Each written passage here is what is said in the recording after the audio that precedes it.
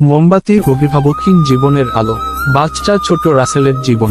রাসেলের বয়স তখন মাত্র 8। বাবা ছিলেন একজন রিকশাওয়ালা, মা গৃহকর্মী। তারা গরিব হলেও ভালোবাসায় ছিল ভরপুর।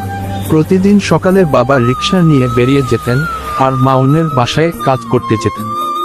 রাসেল স্কুলে যেত, আর বিকেলে বাসায় ফিরলে মায়ের কোলে মাথা রেখে গল্প শুনত।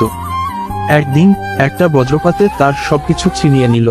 মেঘলা এক দুপুরে বাবা মা কাজ থেকে ফেরার পথে বজ্রপাতের কবলে পড়ে দুজনেই মারা গেলেন। গ্রামের শোকের ছায়া নেমে এলো, আর রাসেলের পৃথিবী এক মুহূর্তেই অন্ধকার হয়ে গেল। পরিত্যক্ত গৃহনির্মাণ, আশ্রয়হীন শিশু। কেউ রাসেলকে নিজের ঘরে নিতে চাইল না। আত্মীয় স্বজনরা কাঁদল, মাথায় হাত বুলিয়ে দিল, কিন্তু কেউ বলল না, চলো আমার বাড়ি চলে আসো। এক প্রতিবেশী তাকে গ্রামের একটি প্রাথমিক বিদ্যালয়ে কাজের ব্যবস্থা করে দিল। ঝাড়ুদারের কাজ, স্কুল শেষে ক্লাসরুম পরিষ্কার, ছেলেমেয়েদের পানির বোতল ভরা, টেবিল মেঝে মোছা। মাসে 200 টাকা দিত হেড স্যার। রাসেল স্কুলের পেছনের একটি ছোট ঘরে থাকত।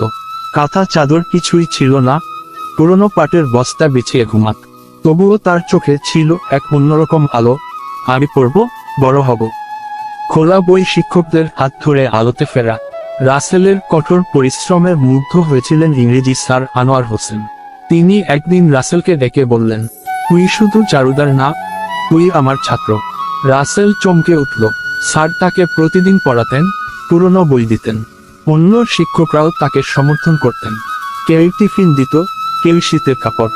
রাতে সবাই চলে গেলে রাসেল বোর্ডের পাশে নিজের ছোট পিঁড়িতে বসে পড়াশোনা করত।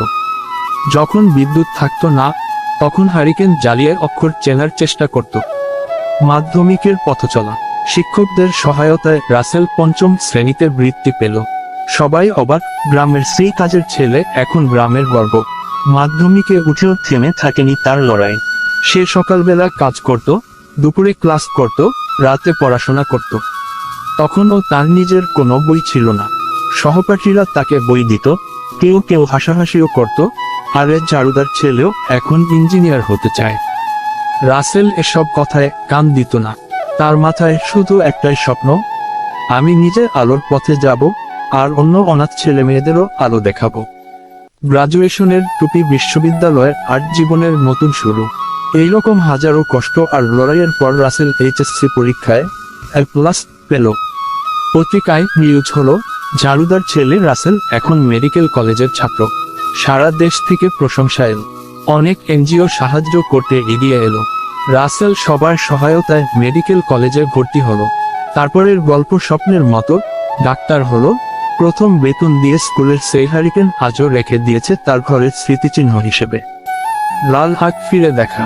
রাসেল এখন একটি গ্রামের ক্লিনিকে গরিব মানুষদের ফ্রি চিকিৎসা দেয়।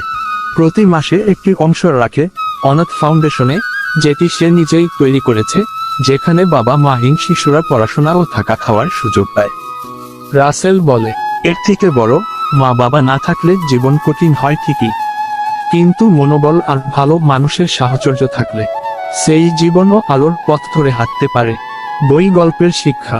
মা বাবা না থাকলে জীবন অন্ধকারে ডেকে যায়, কিন্তু শিক্ষা, অধ্যবসায় আর কিছু ভালো মানুষের সহায়তায় সেই অন্ধকারে আলো জ্বালানো যায়। অভিভাবকহীন হওয়া মানে এই পরাজয় নয়, যদি নিজের মাঝে শক্তি থাকে এবং সহানুভূতির মানুষদের পাশে পাওয়া যায়। জীবন যত কঠিনই হোক, যদি মন থেকে চাই, তাহলে ঝাড়ুদারের ছেলে থেকেও ডাক্তার রাসেল হওয়া সম্ভব।